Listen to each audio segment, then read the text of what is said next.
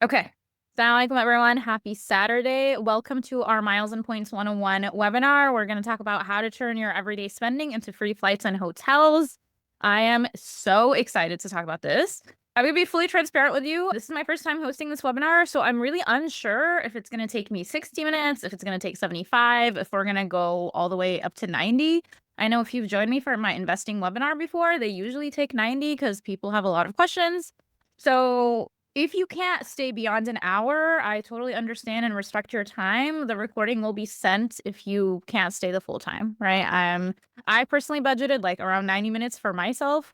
So if you can stay, feel free to come and stay and hang out with me. If not, you'll be sent the recording. Hopefully, we'll see how long this webinar takes. It's an experiment for me.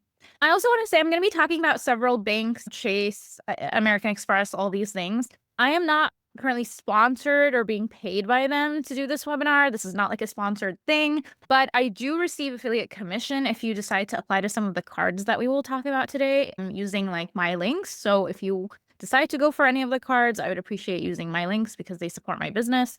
But I'm not being sponsored to put this presentation together. I just wanted to put it together because I just think it's super fun. I got into Miles and Points really heavily last year, and it has really been a game changer in the way that I travel. And I just wanted to share that knowledge with you all. And I think Miles and Points are a great reward if you're good with your money and you're responsible with credit cards. So like, why not? Okay. So TLDR, last year, because of Miles and Points, 80% of my flights were free and most were actually in premium economy, which we love to see it. We love the extra legroom. We love the extra little snacks that they give you, especially since they pack you in sardines in basic economy these days. In a couple weeks, inshallah, I'm going on a trip to Boston that I only ended up paying like $60 in taxes and fees for. It actually saved me around $1,000. And that is incorrect. It did not save me $1,000 in taxes and fees. It saved me $1,000 in flights and hotel fees. Okay. And then last year, I went on a 10-day trip to New Zealand with my brother. And though we didn't get the flight for free because the flight was actually pretty cheap, we found a good deal. But 90% of our hotel accommodations were free and again saved me another $1,000. If you use travel rewards, they're not going to help you get like free travel in the sense of your entire trip is going to be all expense paid.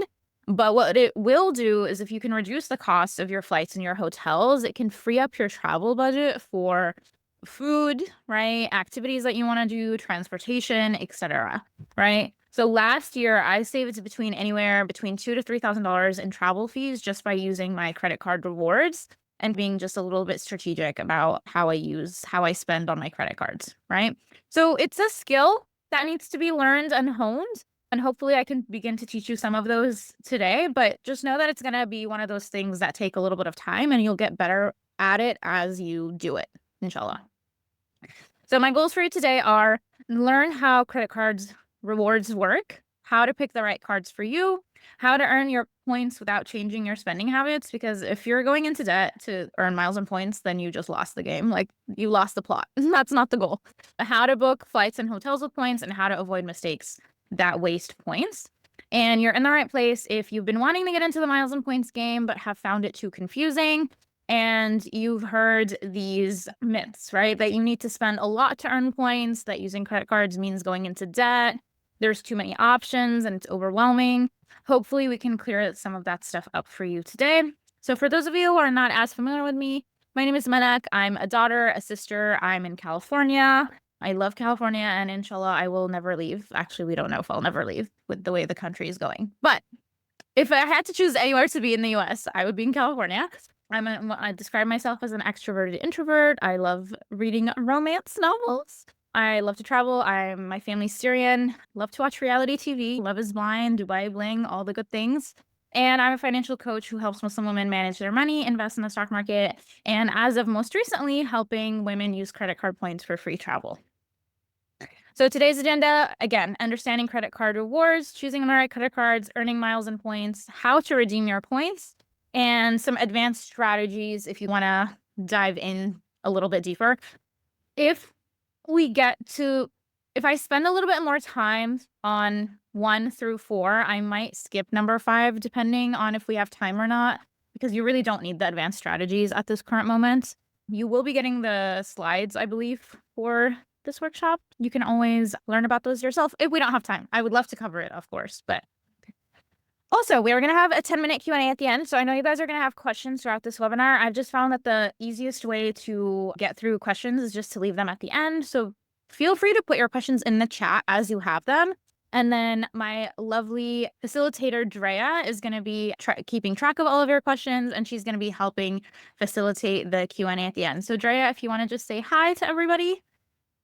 Hi, I'm Drea, and if you see me liking all of your comments, it is because I'm just making sure that you know that I've seen it and that I'm going to go ahead and keep track of all the questions. So feel free to drop them in as you have them. That would be the easiest. So that way we make sure that when we get to the Q&A section, we're not bombarded with too many questions and I can't keep track. So thank you so much.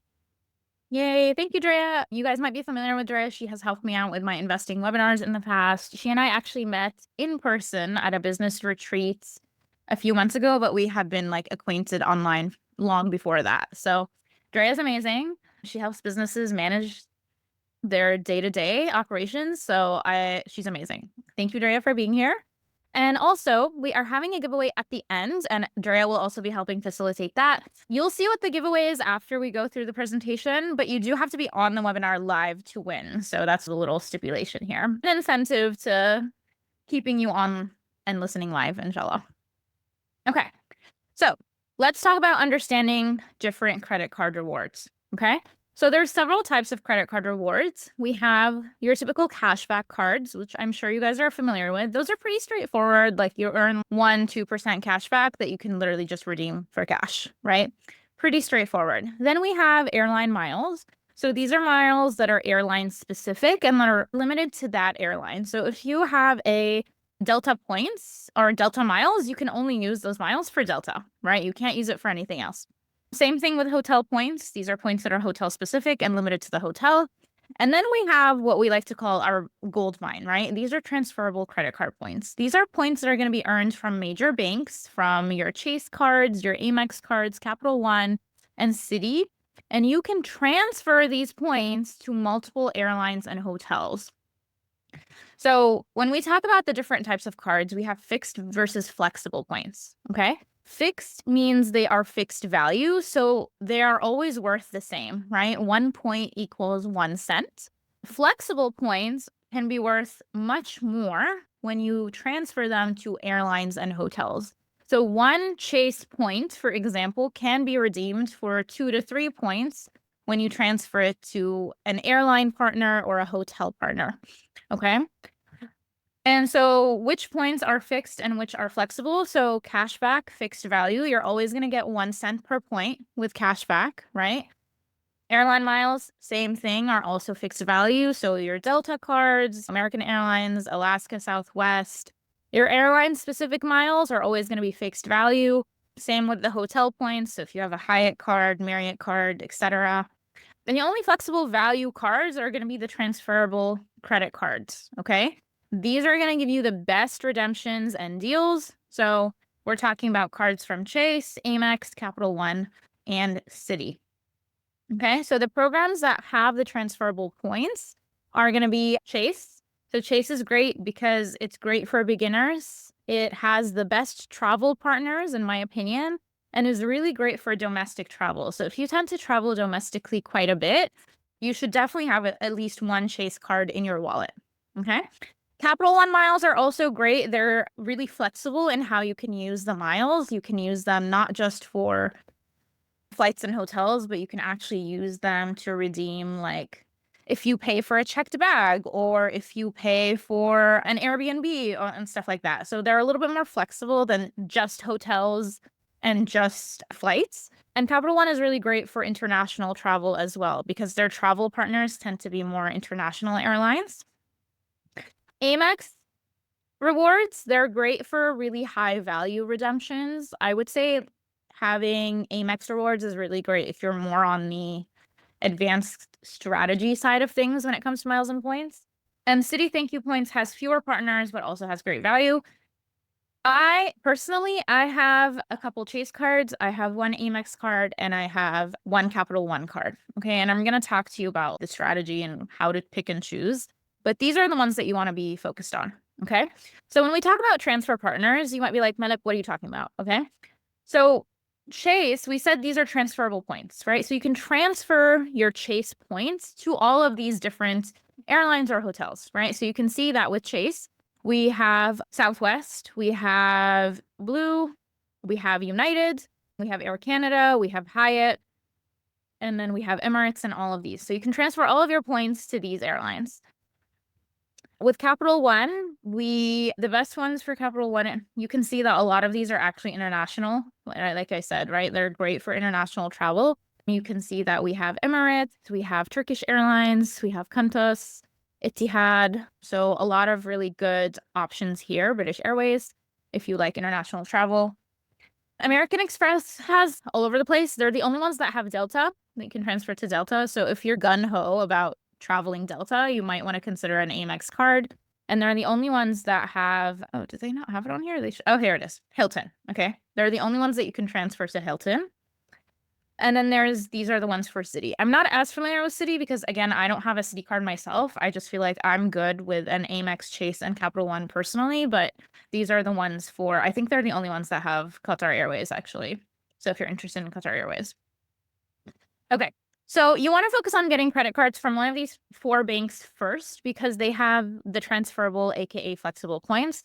This is going to give you the most bang for your buck. Ideally, you want to avoid the cashback and airline and hotel specific cards. Now, obviously, some of you might come into this presentation already having some of those cards. So you might be like, oh, should I like cancel them? Don't cancel them. Okay. You can keep them. It's all good. Unless you're paying like an annual fee for that card and you might want to rethink your strategy. But if it's like a $0 annual fee card for Marriott or something or Delta, you don't need to cancel it. It's just like moving forward, you want to be a little bit more refined with your strategy and which cards you apply for. So the question naturally might be like, is there a place for these airline or hotel specific cards? So I would say if you only exclusively stay at that hotel chain when traveling or only fly that airline, then yes, the specific cards might be best for you. So up until Southwest is like basically butchering their entire business by not allowing two free checked bags anymore. I know a lot of people were very much loyal to Southwest because of that policy, right?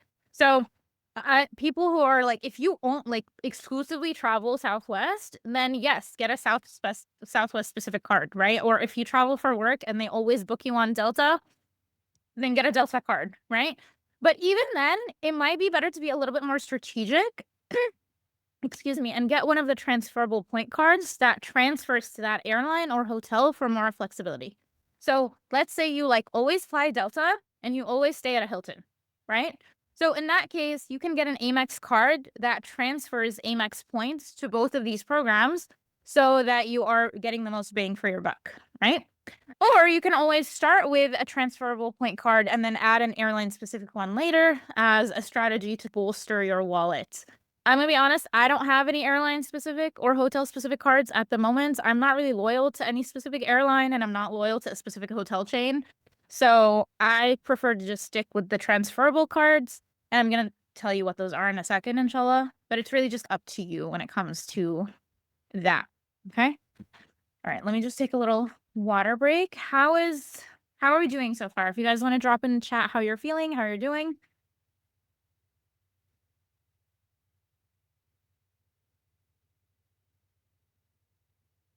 Is Drea related to Huda and Manakatan?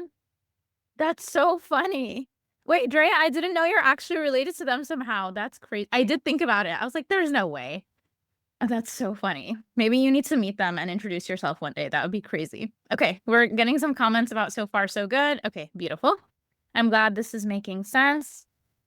See a question from Mobina. We will cover that in the Q&A, inshallah, Drea, if you want to just take stock of it. Okay, beautiful. So let's move on to how to choose the right cards for you. Okay, so you need to pick the right card for you. Okay, like your mom, not your mom, maybe not your mom. She might not know. Let's say your best friend, right? She opens like a Capital One card and she's talking about how great it is. And you're like, oh, should I do it because my friend did it? Your friend might have different circumstances than you. So don't necessarily go off of her recommendation if it doesn't apply to you, right?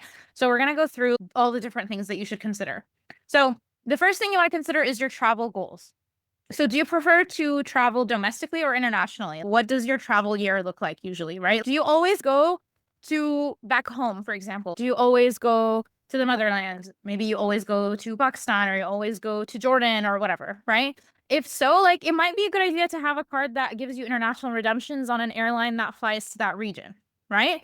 Which regions of the world do you often fly to or want to fly to? I know a lot of Syrians like myself are, when we go to Syria, we will fly Turkish Airlines. So I would want to pick a card that has Turkish Airlines as one of the partners, right? And this is related to travel goals, but think about the airlines or hotels that the card is partnered with, right?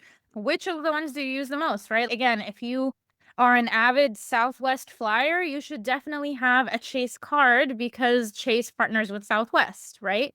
If you never use Southwest, like maybe you don't need a Chase card, right? As an example. Then you want to consider spending habits, right? Pick a card that rewards you on what you already spend money on, like groceries, dining, gas. So quick example, like if you never spend money on online groceries, like if you never use Instacart or DoorDash to get groceries, then don't get a card that rewards you for online grocery shopping if that's not what you do. If you always just go to the grocery store and buy in person, then get a card that rewards you for just normal grocery shopping, not online grocery shopping, right? Tailor it to your spending habits. And then one of the other things to consider is annual fees, right? How much are you willing to pay for annual fees? Fees can honestly range with these cards anywhere from $95 to $695, which is crazy. I don't even have one of those crazy premium cards, but it's like, how much are you willing to spend, right? A couple other things to consider, right, is other travel perks. Do you want cards that give you lounge access, for example? Do you want cards that come with travel or dining credits, like DoorDash credits or Lyft, if you tend to like Lyft a lot, right? And another thing is your credit score, right? Most travel credit cards require you to have really excellent credit score, anywhere between 60 and up. So if you have a lower credit score, it might be best to start with a $0 annual fee cashback card and build your credit first before you attempt to apply to one of these more premium cards, right? And another thing to consider is also what we call subs or sign-up bonuses. So I'm sure you guys have heard of these before. Oh, if you spend $4,000 in 3 months, you'll earn 60,000 points. Okay. So if you can't make the sign-up bonus for a specific card that you're thinking about, maybe don't consider going for that card just yet. And we're going to talk about how one of the things you can do is plan large purchases around when you open a card. But if you're like, I'm not going to be able to spend $4,000 in the next 3 months, don't go for that card yet, right? You don't want to waste the opportunity to get a large sum of points at the same time just because you can't make that spend. Okay, now with all of that being said, all of those things that you want to consider, here are the best starter cards for beginners, okay? If we're talking about the $95 annual fee cards, which are the lowest, the two ones I would recommend are the Chase Sapphire Preferred and the Capital One Venture Rewards, okay? Chase Sapphire Preferred has a $50 annual hotel credit, so they'll give you $50 if you book a hotel. They give you 3x miles on dining and 3x miles on online grocery shopping. They give you DoorDash, the premium DoorDash, where you get $0 delivery for free. So if you tend to DoorDash a lot, this is a great card for you. And Chase is great because they have 3 domestic partners, right? They have Southwest, JetBlue, and United. The other $95 annual fee card that I would recommend is the Capital One Venture Rewards. This one gives you 2x miles on everything. If you're like, I don't really have a specific area where I spend a lot of money, you just spend money everywhere, then this is a great card for you because, again, you get 2x miles on everything. They have international partners, but as I'm going to show you a little bit later in the presentation, you can actually book domestic flights with international partners using travel alliances, and I'll show you what that looks like literally. Like, I have screenshots. But don't discount Capital One if you're like, oh, they don't have any domestic partners. But like, for example, like you can book American Airlines flights using British Airways, okay? And we'll talk about that in a little bit, inshallah. Oh yeah, like I give you examples. Like you can book United flights through Turkish Airlines, or you can book American Airlines through British Airways, right? There's some flexibility there. So there are currently 2 deals that if you guys want to get started with both of these cards, actually, like the timing of, I did not plan my webinar around the timing of these deals, but it just so happened to happen at the same time. for the Chase Sapphire Preferred, they're doing a limited deal where if you spend $4,000 in 3 months, they're going to award you 100,000 points. Now, normally the sign-up bonus for the Chase Sapphire Preferred is 60,000 points. Okay. So we like never see this one, like ever. This is so rare. So if you don't have the Chase Sapphire Preferred and you're thinking about getting it, I would highly recommend you apply now. Okay. Capital One Venture Rewards, there's also a deal on it as well. They're going to give you 75,000 points if you spend $4,000 in 3 months, but they're also giving you a $250 travel credit as well, which is insane for a $95 annual fee card. They're basically like paying you to use the card. We also don't see this very often. We might see it like once a year. So like perfect timing. If you're interested in either of these cards, like I would highly recommend that you guys go for them, inshallah. Okay. All right. So then you might be like, Malak, what about all those premium cards that have like ridiculous annual fees? So these are some of the ones that you can consider for later. Unless if you already have these starter cards and you're like, I'm ready to go for one of these premium ones, then these are the ones that I would recommend. I'd recommend the Amex Gold. It has a $325 annual fee, but it does give you 4 times points on groceries and dining. And it's the only bank that transfers to Delta, American Airlines, and Hilton. So if you tend to travel, fly Delta, American Airlines, or stay at Hilton properties, then you definitely want to have the Amex Gold. The Capital One Venture X has a $300 $395 annual fee. It gives you 2x points on everything. And this one does give you lounge access, and plus you can give lounge access to your family or your partners traveling with you. So that's the bonus with the Venture X.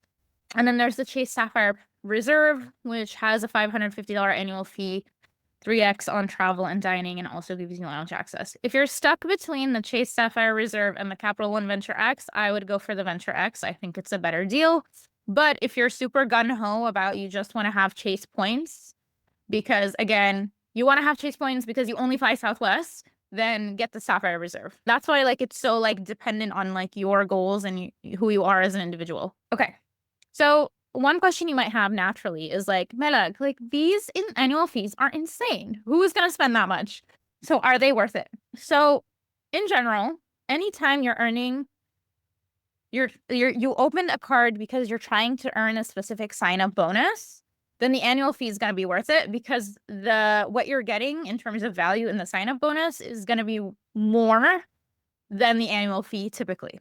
So if you literally open a card just to get the sign-up bonus, then it's like the annual fee is worth it. Okay.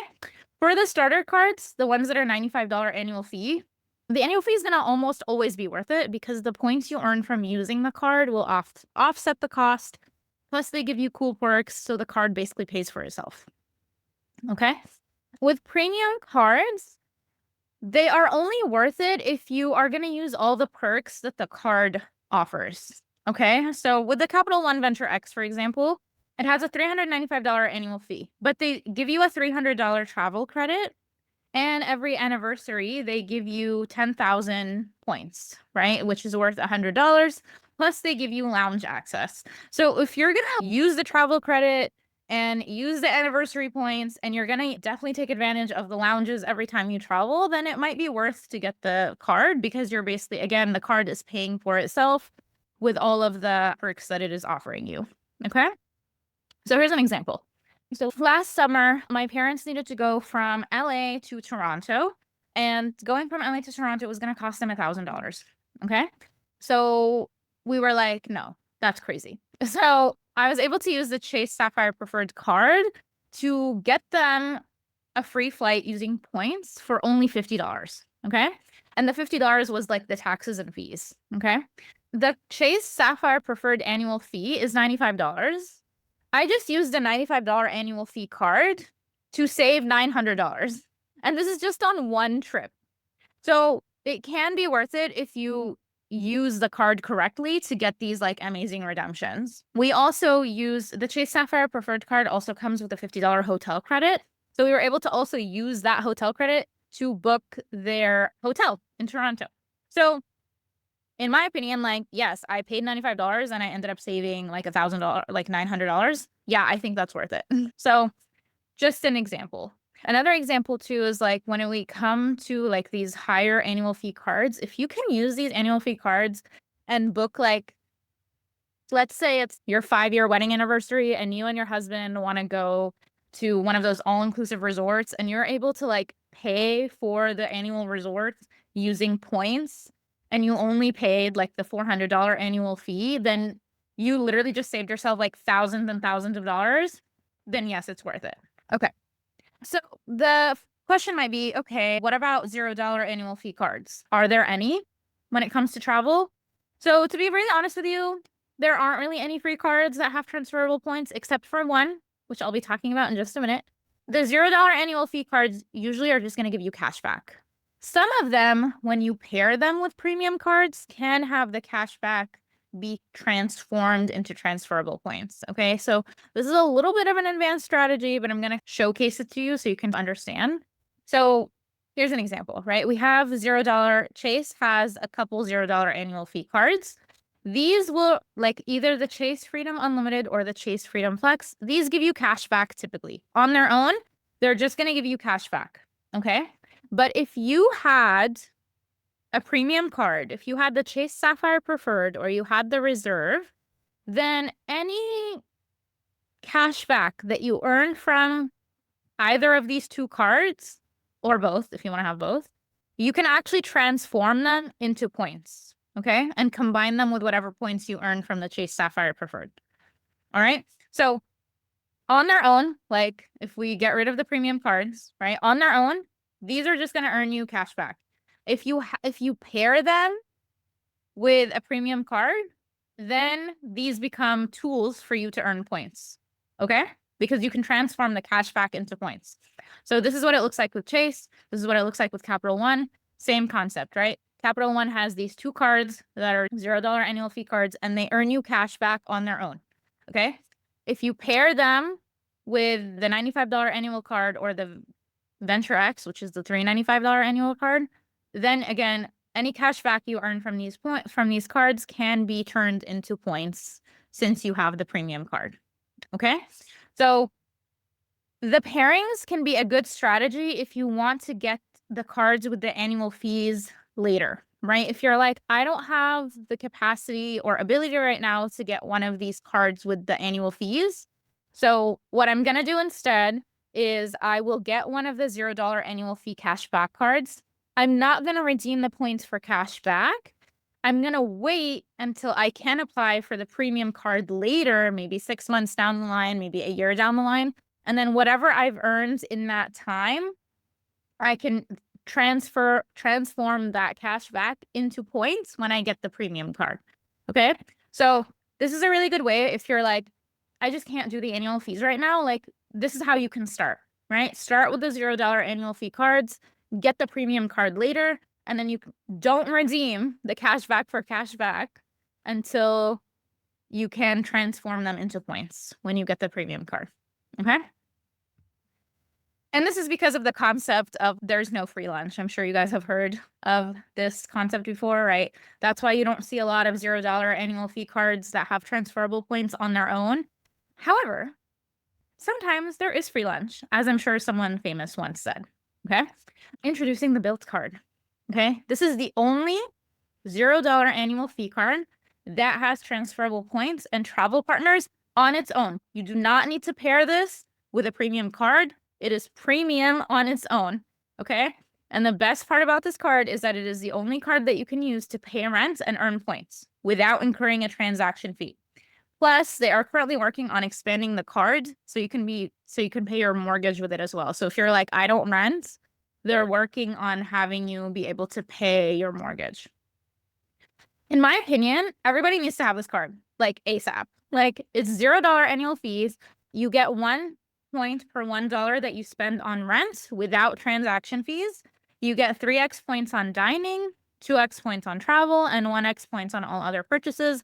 And these are the transfer partners with Bilt. They have some really good transfer partners. They have Alaska, they have United, they have Hilton. They also have Hyatt, I think. Actually, this is not updated, you guys. I'm going to put a new picture for you when I send you the slides, but they have really good transfer partners, okay? So everyone, like, there's no reason for you not to have this card, really. Like, everyone needs to have this card. If there's nothing that you take away from this presentation other than to go get the built card, then do that, inshallah. Okay? So I'm gonna pause real quick and drink a sip of water and see how you guys are doing in the chat. If there's any questions, I'm gonna leave them till the end. But if you have any comments, let me know. Okay, someone's saying they love the built card. Yes, it's great. We love it. Okay. Can you jump back to the slide with the built points? Yes. Let's go and do that. Here you go. I see a question about allowing mortgage payments. I think their goal is the end of 2025. They just sent us like an email about it a couple months ago, and I know that's their number one priority for this year. So hopefully end of 2025, inshallah. Okay. All right. The other questions we will leave towards the end, inshallah. But yes, everybody needs to get the bills card. And I'll be sending you guys links with all of the cards that we talk about. I would definitely appreciate if you can use my links. It supports my business. But if you don't want to use my links, no harm done. It's all good. You can look it up by yourself and apply on your own. But everybody needs to have this card. Okay. Moving forward. Let's talk about earning points and miles. All right. So how do you earn without spending extra? Because if you spend extra to earn these points, then, that's not the point of the miles and points game, right? So the easiest way to earn the points is really going to be like to hit those sign-up bonuses, right? The whole like spend 4K in 3 months to earn 60,000 points. That's going to be the best way that you earn a chunk of points all at once. Okay. So how do you hit the sign-up bonus? My biggest advice for you is plan to open up credit cards around big purchases in your life. So if you have a couch that's like tearing apart and you know you're going to go and invest in like a good couch, you're going to go to Mathis Brothers, which has outrageous prices for furniture. But you know what? It's going to be the room where you host your guests. So you're going to spend $2,000, $3,000 on this couch. Then open a credit card a month before you plan on buying this couch so you can put that couch purchase on the credit card, right? So you can get the sign-up bonus. If you're having a baby and, you're going to have to buy a bunch of baby stuff, right? A crib, a stroller, whatever, right? Plan opening a credit card before your due date, right? If you're going to buy if you're doing some sort of professional development and you're going to a retreat or buying a course or something, even paying your taxes. If you have a tax bill, if you know you're going to have a tax bill, open up a credit card like a month before your tax bill so you can put that tax payment on the card, right? This is going to be the best way to take advantage of these sign-up bonuses. And then on a day-to-day basis, you want to take advantage of the point multipliers, right? The whole 3x, 2x, 5x, whatever. Use the right card for the right purchase. Okay?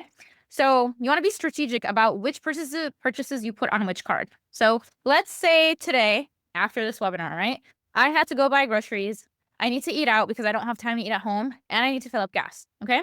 So if I had the Chase Sapphire Preferred, the Capital One Venture Rewards, and the Amex Gold, I'd put my groceries on the Amex Gold because that earns me 4x points on that grocery purchase.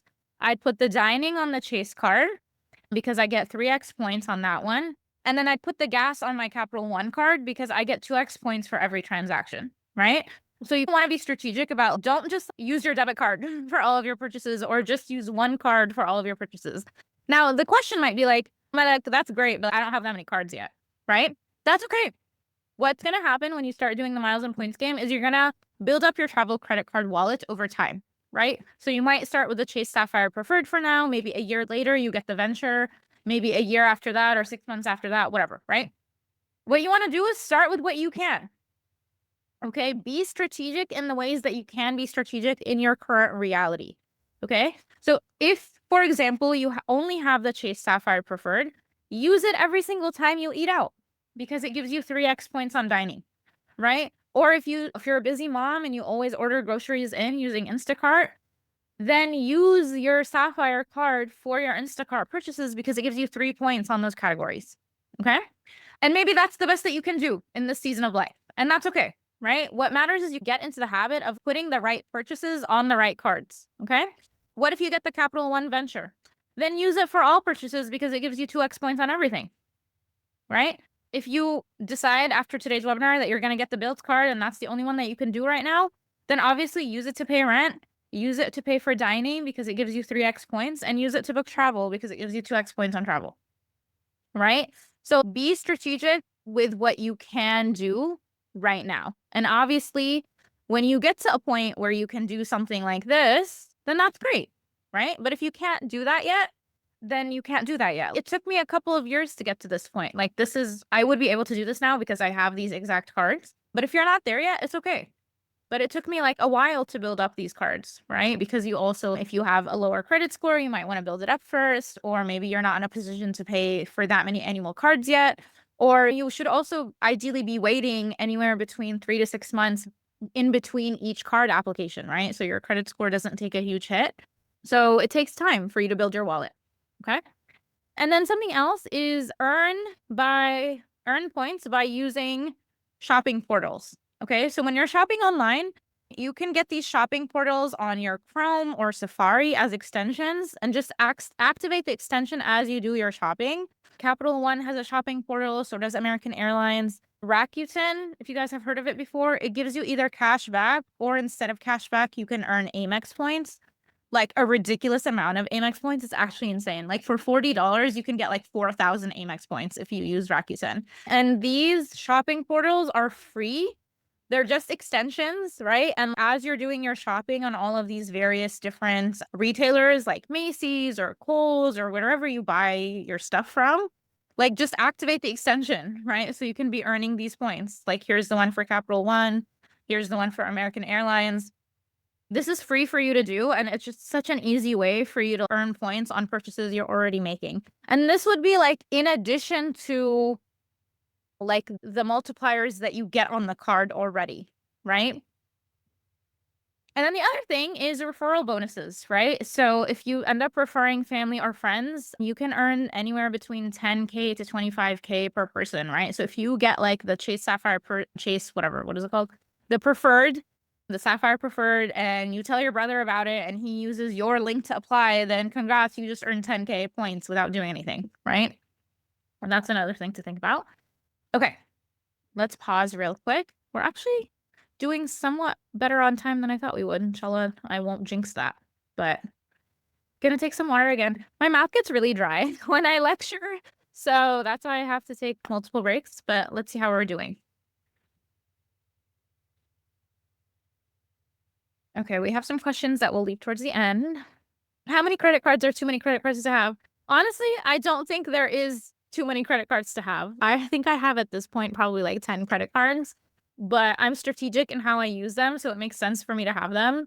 And then some cards, this is a great question actually. Some cards, you only open them to get the sign-up bonus and then you close it later. Like as soon as you hit the sign-up bonus, because you're like, oh, I'm not really going to use this card moving forward, like the point multipliers, what you earn on your daily spending. I don't really use those categories. I just really wanted the sign-up bonus. And then do that. Like one of the things I'm planning on doing, inshallah, is I'm sure you guys have heard of this is a tangent, but since we got on it, I'm sure you guys have heard of the Amex Platinum card. This is like the most premium card. This is the one that has an annual fee of almost $700. So the Platinum card, I'm like, if I look at like the perks that it gives you, I'm not going to use them like on a day-to-day basis. Like they just don't, whatever. But will I open this card at some point in the future so I can earn these 100,000 membership points? Actually, if you're smart, sometimes you can even, I've seen this offer up to 200,000 points, right? So if you're like, if I see that I can earn 200,000 points and I know that I do have a $6,000 purchase in the next 6 months, right?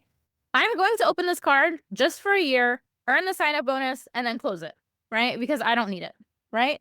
So you can do that as well. Okay. Anyways, all right. Let's go back to our presentation. Okay, so now let's talk about redeeming your points. So let's say you've been doing great, you chose the right card for you, you've been earning points, and now you have a flight or a trip in mind and you want to redeem your points, okay? So here are some redemption tips. As much as you can, do not redeem your points for cashback, right? Because like we said, cashback is usually fixed value. You're only getting 1 cent per point. Unless you're really in a bind and you just need cash to pay for something like an unexpected expense that comes up in your life, avoid redeeming your points for cashback almost always. Okay. The other way that you can redeem your points is to use the bank's travel portal. So all of these cards that we talked about, Chase, Amex, Capital One, they have a travel portal, right? That you can search for flights and hotels. But usually those are not going to have the best redemption rate. Okay. What you really want to do is transfer to the airlines and hotels for the best deals. Okay. You want to make sure you check award availability before you transfer, because transfers are one way and they're non-reversible.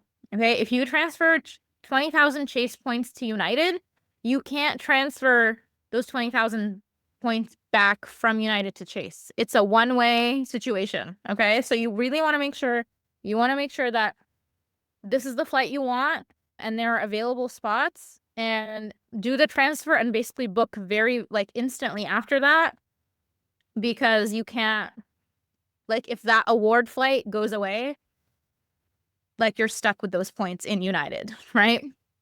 Check the airline you're interested in transferring points to. If you're like, I want to book United, right? So obviously look at United, but also take advantage of the airline alliances. So going back to what we talked about originally, okay? Let's see if, for example, Air Canada, which is a part of the same travel alliance as United Airlines, let's see if I can find United flights through Air Canada that might be cheaper than if I go to United directly, okay? So let me show you. Okay, so let's say I wanted to go from LA to Chicago on May 12th.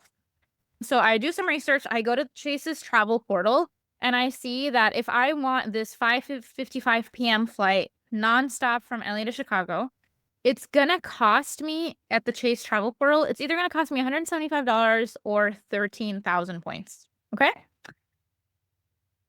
So I'm like, okay, this is what it costs in the travel portal. Let me look at United directly, right? So if I want to go from LA to Chicago on May 12th, I'm looking at the same flight. It's going to cost me almost 15,000 miles.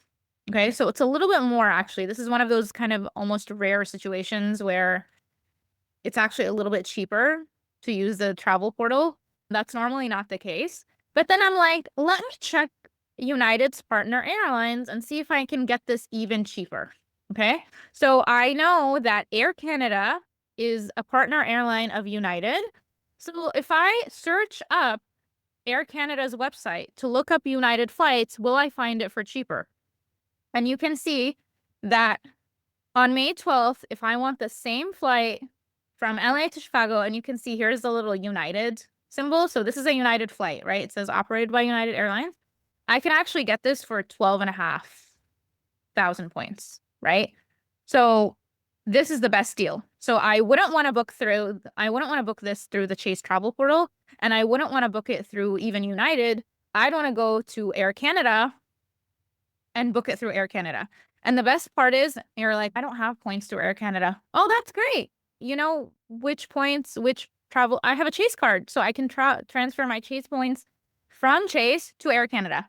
Air Canada is actually one of those transfer partners that I believe all 4 banks transfer to Air Canada. So if you have a Chase, an Amex, a Capital One, or a Citi card, you can transfer to Air Canada, which is really great.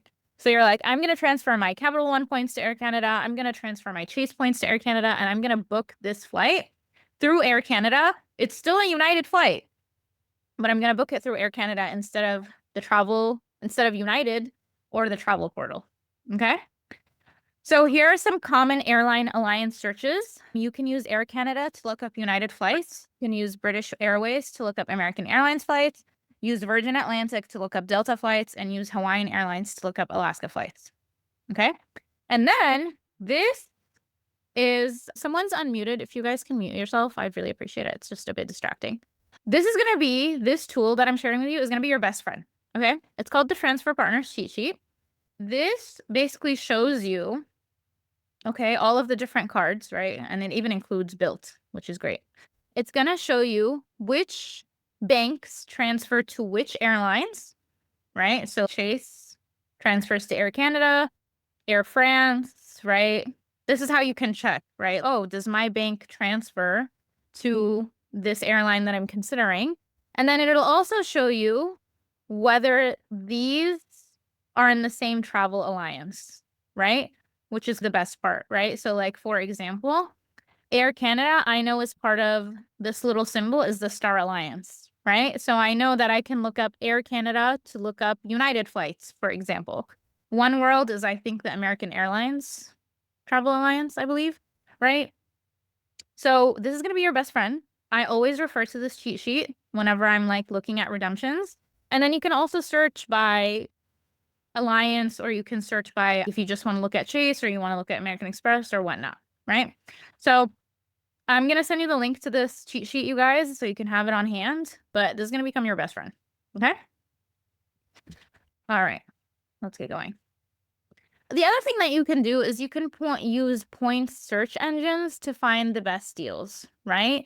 So there are literally like search engines that are built to help you find award flights. So there's Points, yeah, there's Points.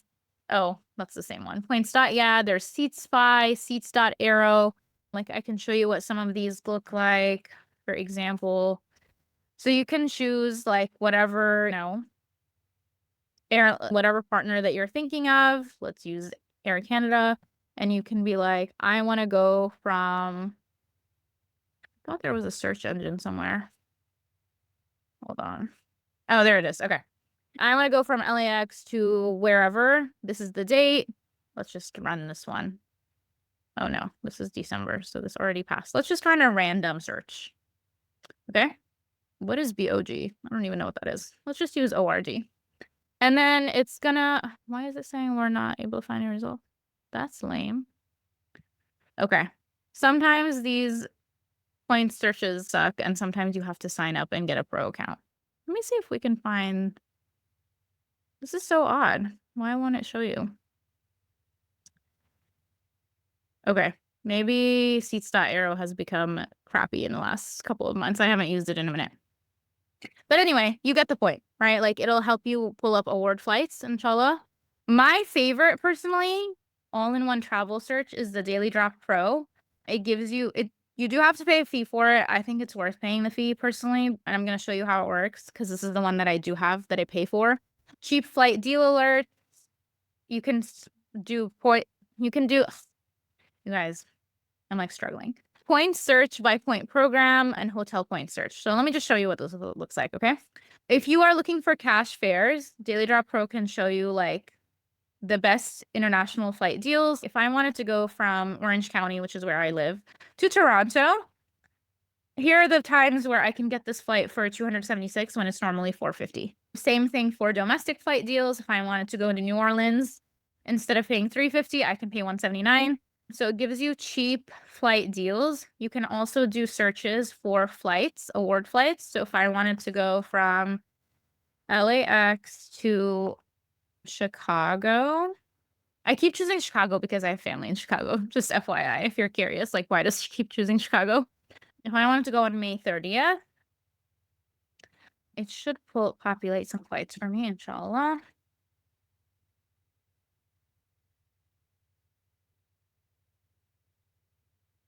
Okay. So it's showing me that I have some options, right? I can go on from LA to Chicago on JetBlue, and it's going to show me from American Airlines. It was also showing me JetBlue, but this also populates pretty quickly. Like it updates pretty quickly. I can go on TrueBlue. I can go on American Airlines. It's going to tell you how much miles it's going to cost you. And you can also compare it with the cash option to see if it's a better deal. So it populates all the different options for you. You can also choose by if you're like, I don't fly American Airlines or I don't fly Alaska. Can you just look up like United, for example? It will do that as well. So this is why I really like it because it's all in one. And then you can also search hotel deals as well. So if I want to go to Chicago and I want to go on the 30th of May, and it'll do a search for hotel points as well, right? It'll be like, if you want to go to this hotel, it's going to cost you 15,000 points per night. Here's the cash option, and it's going to tell you whether the cash or the points option is the best. And so it's an all-in-one when it comes to your travel searches. So this is why I really like this tool.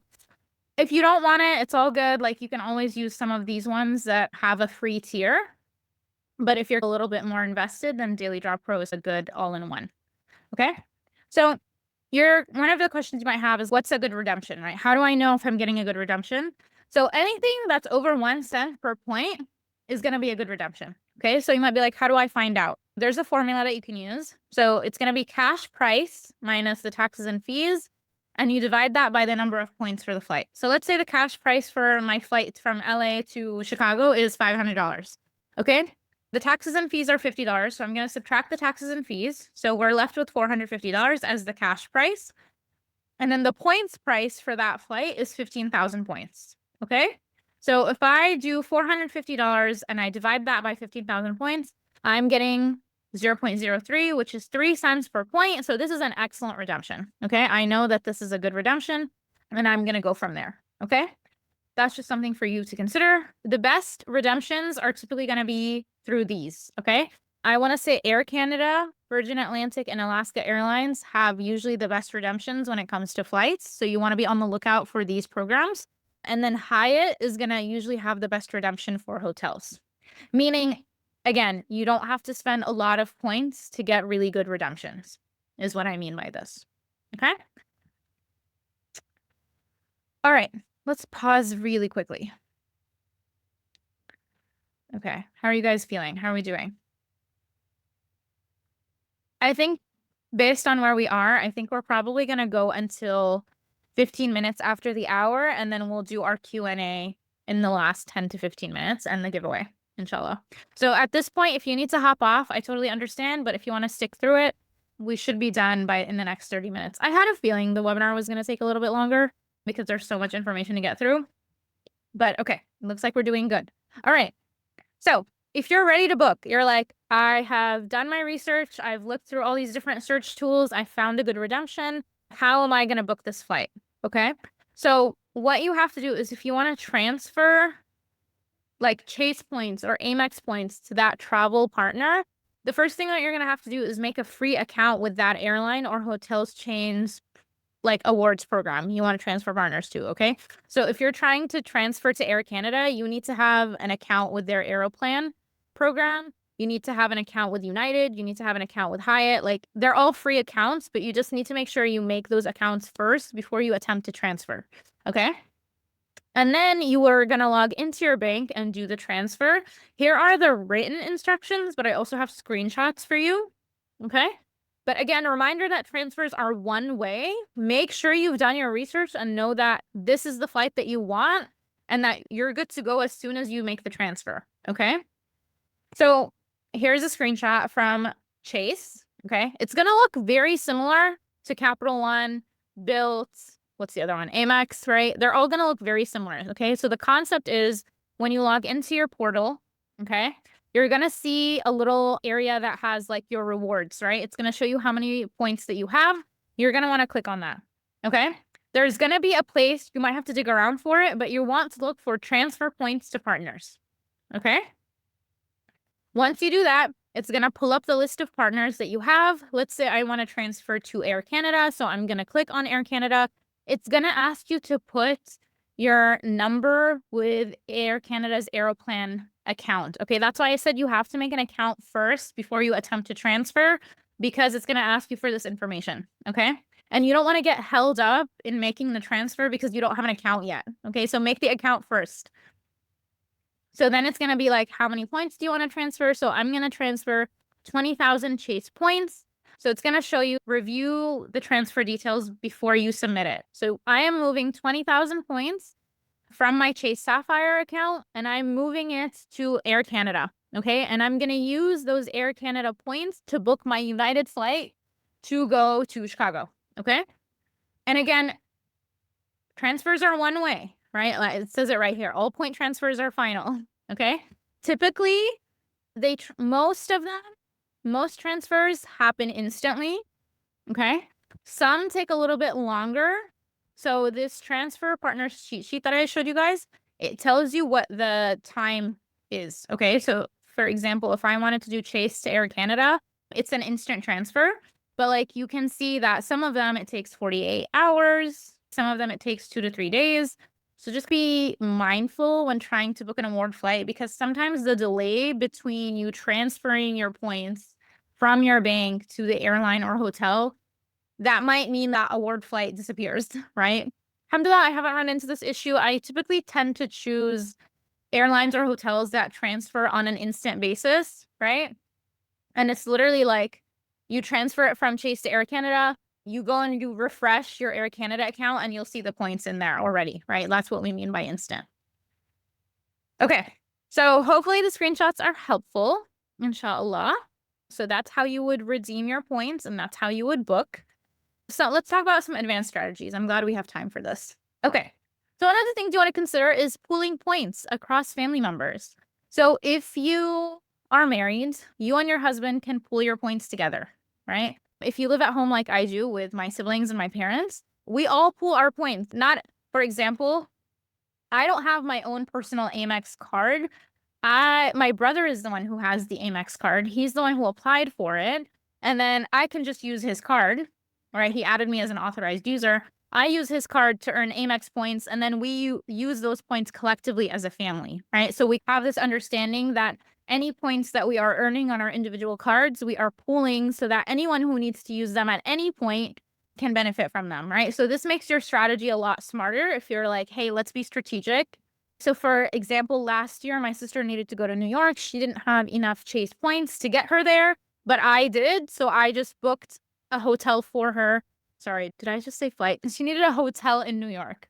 She didn't have enough points, Chase points, to book the hotel. I had enough Chase points, so I booked it for her. So you are strategic about pooling and earning points together so that you collectively benefit, right? The other thing that you can consider is using business credit cards, okay? These tend to have higher sign-up bonuses. The first thing you might be like, Meta, I don't have a business. How am I going to apply for a business credit card? So they're very loose on what a business usually means. It depends. Some cards that are a little bit more strict, so you have to look into it. But some cards are, if you can, finesse it. Some business credit cards, if you have a shop on Etsy or you sell on Facebook Marketplace, like they'll consider, or you tutor or something, or you have a side hustle, that is considered a business, and you are able to open a business credit card for that purpose, right? So business credit cards are great because, like I said, they tend to have higher sign-up bonuses than your typical card. I didn't really go into business credit cards in this presentation because it's not going to apply for most people. But if you are in a position where you have a little side gig or a side hustle, it doesn't have to be like an LLC or anything. You can take advantage of business credit cards, okay? Be wary of what we call the 524 rule. So Chase has this annoying rule where they won't approve you for any cards if you've applied for 5 credit cards in the last 24 months. So I'm currently in like Chase jail in the sense that I can't apply for any new Chase cards, I think, for at least the next year and a half, because I've applied to too many cards in the last year. So Chase is not going to approve me for any of their cards, which is okay, because basically what I did in that case is apply to any Chase cards that you want first before you apply to any other cards, so you don't get put into this 524 jail, okay? Another thing you can do is be flexible with dates to find the best redemptions. Award flights, if you're like, I have a conference that I need to go to and it needs to be from this date to this date, that might be, if you have fixed dates and they can't be moved, it might be a little bit hard to find the best redemptions and the best award flights. Award flights really work best when you are able to be flexible with your dates, because some dates might be cheaper to fly on using points than other days, okay? So that's just something to consider. And then consider flying out of different airports. So generally, the larger airports will have better redemptions than the smaller ones, the smaller local ones. So for example, for me, like I live in Southern California in Orange County, LAX personally will always have better redemptions for me, like the big Los Angeles airport, than SNA, which is my small Orange County airport, right? So that's just something to consider. Like you're like, instead of maybe flying out of my local airport, I'll fly out of the bigger one if it's not too much of a hassle, right? And then something you can consider is what's called positioning flights. So this is really great for international flights, I would say. So what you would do is basically book the award flight out of your layover city and pay cash for the shorter, less expensive flight. So here's an example. Let's say you live in LA. Okay, you want to go to New York. The award flights from LA to New York sucked. Like you couldn't find, it was too many points. The redemptions were terrible. But you played around with the award search and you found that the redemptions from San Francisco to New York were amazing. Okay. So what you can do is pay cash for the cheap flight from LAX to SFO, which is going to be like a $75 flight or something. And then you can book a flight with points from San Francisco to New York. Okay. This is called a positioning flight. Now, obviously, I don't know that I would recommend this in the domestic context unless you're going West Coast to East Coast or East Coast to West Coast. This is going to work if you already know you're going to have a layover in that city to begin with, right? If you're like, okay, I always fly, I don't know, LA to New York, and I know I'm always going to have a layover, like there is no direct flights, for example, then let me search out of the hotel the airport that I know I'll have a layover at to see if the award flights are better. And I'll just pay cash for the shorter leg, the less expensive flight. Okay. I've never done this personally. This is more of an advanced strategy. So that's why I've included it in the advanced strategy module. This can be really great though, again, for international redemptions. If like you're going from, like, I'll give you an example, LA to Istanbul, and you're going to have a flight out of Dallas, like you're going to have a layover in Dallas, then maybe book the award flight from Dallas to Istanbul and then pay cash for the shorter flight from LA to Dallas. Just something for you to consider. It's an advanced strategy that even I haven't utilized myself, but it can be, I know people get really great redemptions this way. So just something to consider. Okay. And then the final thing is if you can't find an amazing redemption, sometimes like you just have fixed dates and you have to be there at that time and you just can't find like a really good redemption, then it's okay to book. I don't want us to get hung up on just hoarding our points because I can't find like the best, the most amazing redemption. You try your best, right? But just know that points are constantly, unfortunately, being devalued by these banks. AKA you can get less for more points, unfortunately. So it's just better to use them than hoard them. So for example, my flight to Boston next week, I have to be there. I'm giving a presentation at a specific date. So I don't have flexible dates. I have to be there at that time. And I really didn't want to pay cash because that trip to Boston, like for some reason, late April, it's just really expensive. The flights were like $700 and the hotel was going to be like crazy amounts too. And I was like, I don't want to pay cash for this. Right. So I was like, I'm willing to use my points, even though the redemption was not the best, because I don't want to pay the $1,300 and I want to just go. I need to be there. Not the best redemption. It's okay. I'm just going to use the points. Use the points. Okay. Don't hoard them. Okay. Try your best to get a good redemption, but if you can't, it's okay. All right. Let's have a brief conversation about going into debt because I know that this is just going to be a couple minutes, so don't worry about it. I get a lot of like worries about if I attempt to do the miles and points game, I'm going to go into debt, which is like the opposite of what we want, right? So how you can avoid going into debt. You guys have probably heard me say this before, but obviously budget, right? Don't put anything on your credit cards that you can't actually afford. If you're trying to like get the sign, like this happened with one of my clients, actually. She like got a card to get the sign-up bonus, but she couldn't afford like the sign-up bonus, like the $4,000 that you had to get in 3 months, like she couldn't afford it. And I was like, girl, what are you doing? Don't do that. If you cannot afford to pay back these credit cards, don't do it. Only put anything on your credit card that you can afford. Okay. Use a budget and track your spending. Obviously, I think someone mentioned this in the comments. Pay your balance off in full and on time to avoid paying interest. Obviously, as Muslims, like we want to avoid paying interest. And then set up autopay. Autopay is going to be your best friend. If you are someone who has ADHD, like I suspect myself to have, then set up autopay for all your credit cards so they get paid on time and you don't have to worry about missing any payments and accidentally being charged interest or any late fees. Okay. And then there are a couple tools that you can use to help you stay organized with all of your cards, especially as you like start building your travel wallet. So one that you can consider is Travel Freely. It helps you organize your cards. This is a free app that you can get on Google Play or the App Store that you can consider. And then if you decide to go for a daily drop Pro, they also have a section where you can keep stock of all of the different cards that you have and you can organize them so you can stay on top of everything. Okay.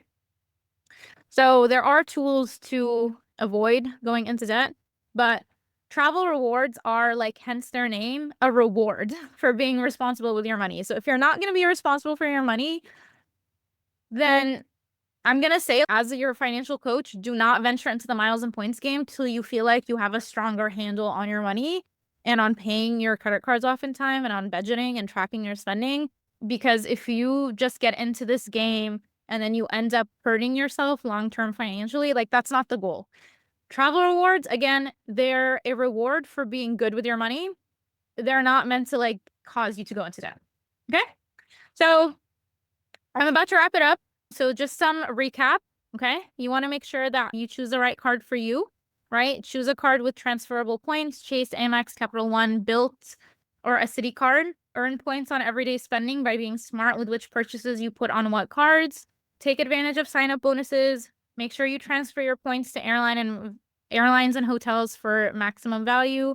Search partner airlines for good deals when trying to make a redemption. Use the transfer partner sheet that I showed you guys, and use point search engines to look up award flights. And my favorite is Daily Drop Pro. Okay. And I'm going to encourage you at the end, after our webinar today, is apply for a travel card that spoke to you during our presentation today and start earning those points. And again, would appreciate if you use my cards, my links to apply, but if you don't want to, it's all good. On my end, I'm going to send you guys an email that has the replay and all of the resources that I mentioned today, inshallah, so you have access to them. And since I know this was a lot of information today, I put together an email series that recaps this webinar that I'll be dripping out to you over the next week or so. So it, like, summarizes every one of the points that we talked about in this webinar. If you don't want to receive this email series, just unsubscribe. Okay. Don't unsubscribe like immediately, just unsubscribe after I send you the email that has the replay so you can have that for your records. But I just wanted to create this email series for you guys to recap the webinar so that you can slowly digest these concepts more and more over the next week moving forward. And again, transparency. I'm going to be subscribing you to my bi-weekly travel newsletter if you want to learn more about what's happening in the miles and points space. This is a space that is constantly changing and things are constantly being upgraded or devalued. I can also share some of my own redemptions and how I did it. So again, if you don't want either of those things, feel free to unsubscribe. No, I won't be hurt. My feelings won't be hurt. And just before we get into the Q&A, I just want to mention that I am offering free 15-minute card consultations to discuss which card is the right for you and what your travel reward strategy should be. So if you want to book one of these and get some one-on-one time with me to talk through things before you apply for a card, feel free to do that as well. I've offered these in the past and they were so much fun to do, so I'm really happy to bring them back, inshallah. Okay, that was me yapping 75 minutes. Drea, if you can help us with our Q&A, inshallah, over the next 10 minutes. Absolutely. I'm going to go ahead and send you over a list of questions so that way I can be multitasking and pulling everyone for the giveaway. Yes, love it. Love it. So let me just fix the formatting a little bit because I don't want this to be a big mess for you. Where is this pasting nicely? Okay, I'm going to go ahead and send you the first question and then I'll send you the for formatting because it's not. Sounds good. Oh, there we go. Actually, I fixed it. Okay. Perfect. Okay, I'm hitting send to Umalook. I've gone ahead and pulled forward the ones that I believe will be the most relevant, especially after you've already answered a good number of these questions. Did you send it through email, Drea? I'm sending it in the chat directly to you. Oh, in the chat. Okay. Realizing it's because this is too many words, and so Zoom was like, okay, there's the first. Oh, beautiful. Okay, I see it. Some of these may have a little bit of overlap. I just wanted to make sure that we pulled forward these questions. Feel free to skip a few if these are not the right ones. Okay, beautiful. Yay. Okay, let's go with the first question. I'm going to drop it in the chat for everybody, inshallah. Okay, so the first question is, what percentage of your credit limit do you recommend using on cards like the Bilt or Chase Sapphire without impacting your credit score? This is an excellent question. In order for your credit score not to be impacted, you want to aim to use 30% or less of your credit limit That is ideal. Now, if you need to use up to 50%, that's fine. Avoid going above 50% in your credit limit. Okay. So if your credit limit on a card is $12,000, for example, ideally don't use more than $4,000 in a statement period. If you need to go up to $6,000, which is 50%, then you can do that. But any more than 50% of your credit limit, then the credit bureau is going to flag that and it's going to drag your credit score down. Okay. So I hope that answers that question. Okay, let's go to the next one. All right, the next one is this one, putting in the chat. Do you know how much time must pass before I qualify for certain benefits, credit upgrades, bonuses? I got my card in November last year. So I'm not sure if this is referring to, I'm not actually sure what this is referring to. If we're talking about like anniversary bonuses, for example, it needs to be like the day that you got the card.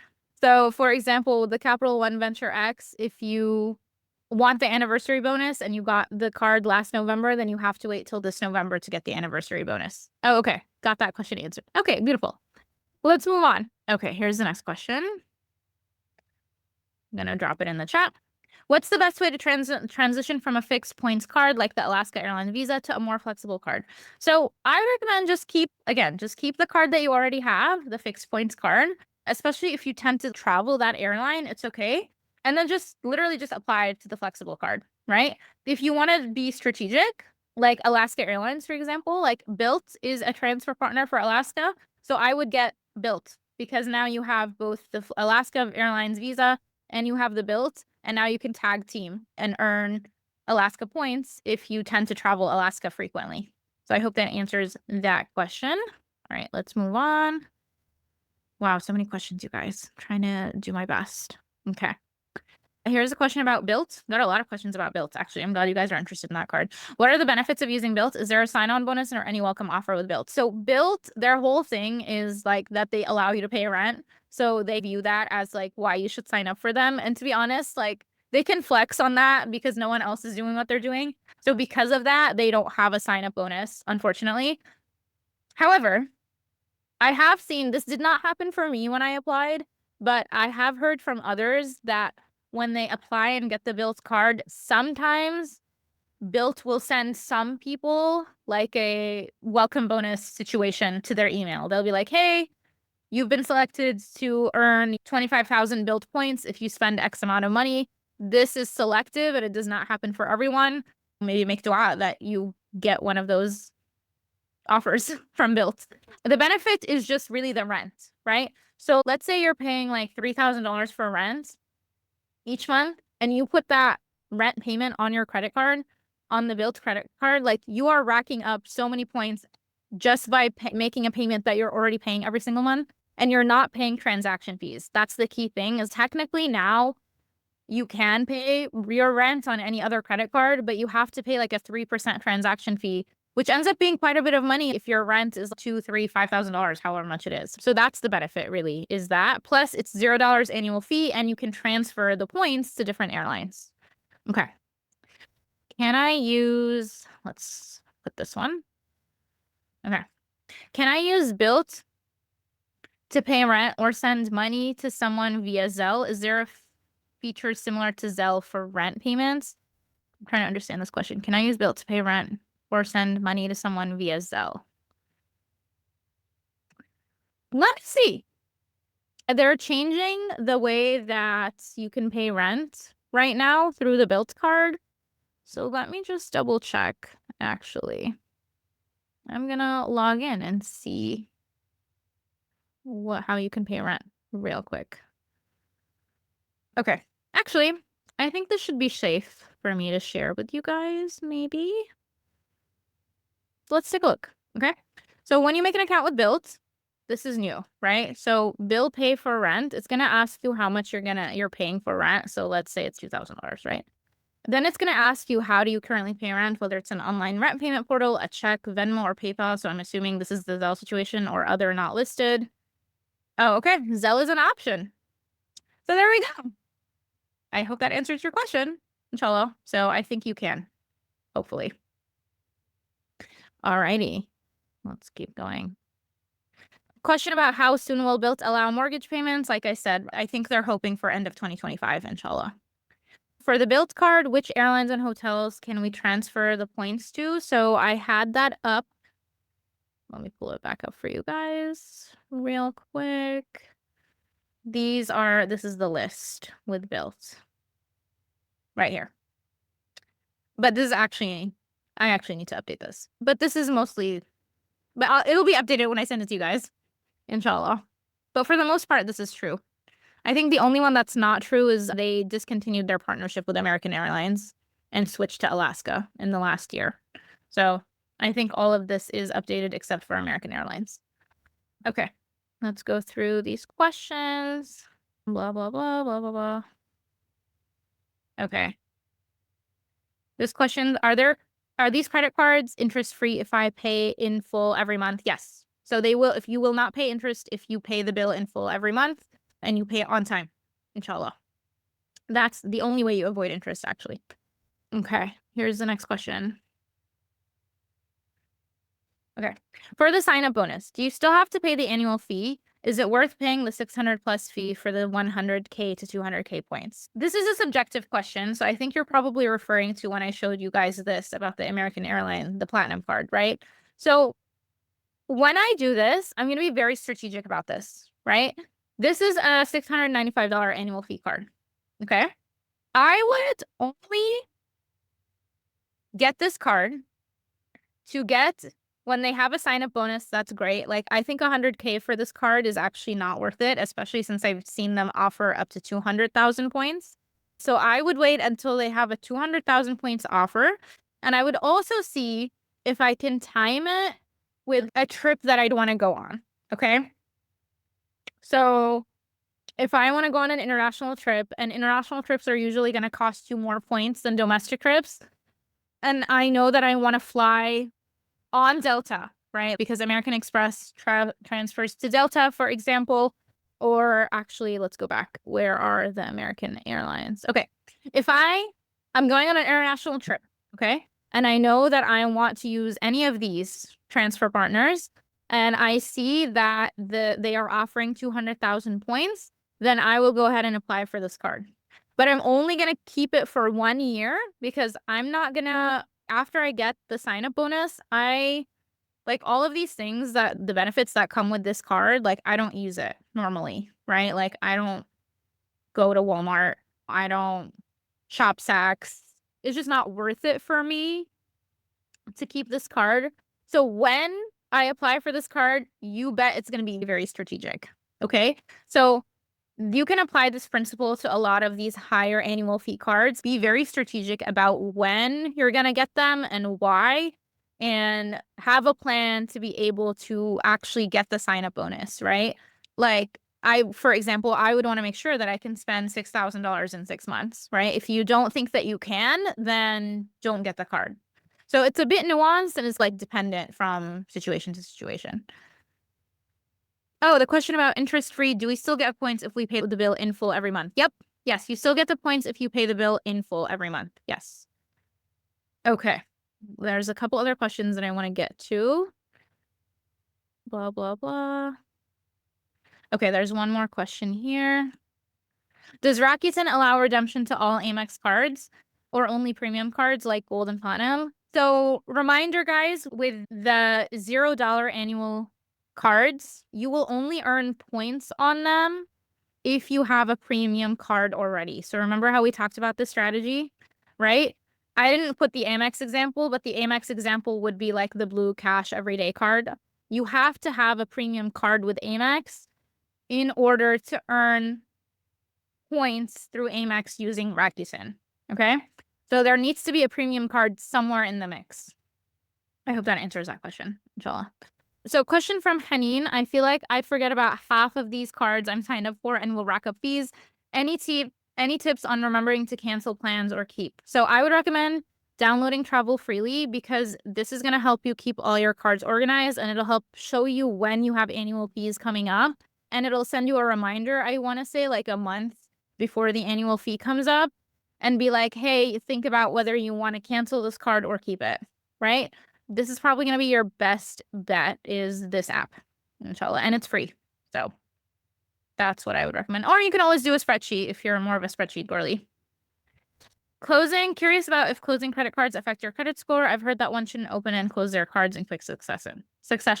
So the biggest, let's see if I can illustrate this for you guys. Let's see if I can find one that's like really good. Okay, this is a good one.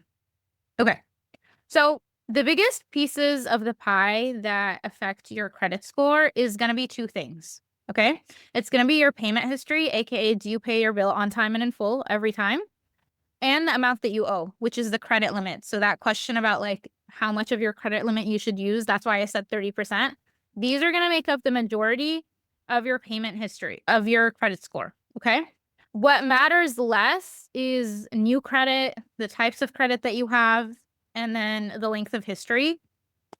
If you open a card and you don't have a lot of history on it, like you just open it for a year and you close it, that's really not going to impact your credit score that much. It might impact your score for like maybe 2 or 3 months, and then you're going to bounce back, assuming that you're not heavily utilizing your credit limit and you're paying your bills on time and in full.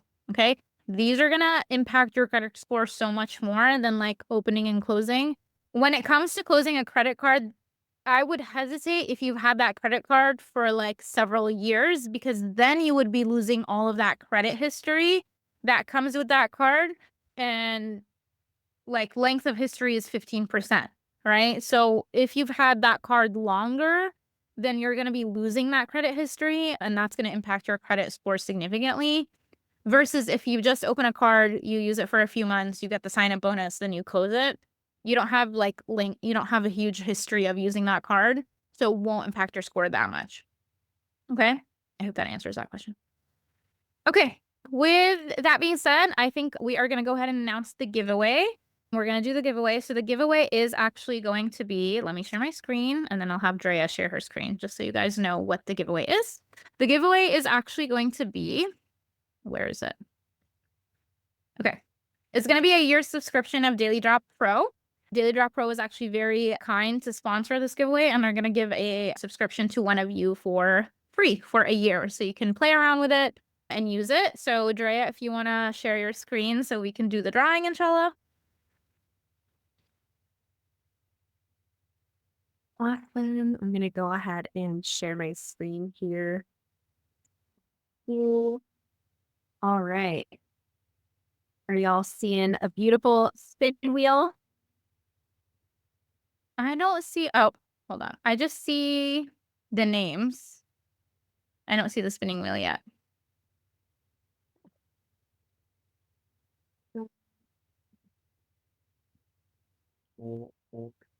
Sorry, guys, working out the tech kinks. I've heard the built card. So there's one question while we figure this out. I've heard the built card can generate an ACH. Is that true? I'm not sure, actually. You'd have to double check. I think that depends on how you pay your rent. Oh, Haneen said you saw the spinning wheel? Wait, did you guys see the spinning wheel and I just didn't see it? No, I'm kidding. I won. Winner decided. Okay, I see it now. Okay, yay. All right, you ready? Excellent. Yes, I'm ready. All right, are you ready? Bismillah. Make dua, you guys. Maybe you'll get it. Who knows? Okay. It's spinning, right? Oh my God, no way, Haneen. Did you really manifest? That's crazy. That must have been so true. Alhamdulillah. Congrats. Congrats to Haneen for winning the year's subscription of Daily Drop Pro. I'll be contacting you with information on how to access that subscription, inshallah. But that's insane. You guys, manifestation 101, dua 101, like being in touch with Allah 101, mashallah. She really manifested. Okay, ladies. I hope you enjoyed this presentation. I know we're a little 5 minutes over. Thank you for sticking it out with me. I hope this was beneficial.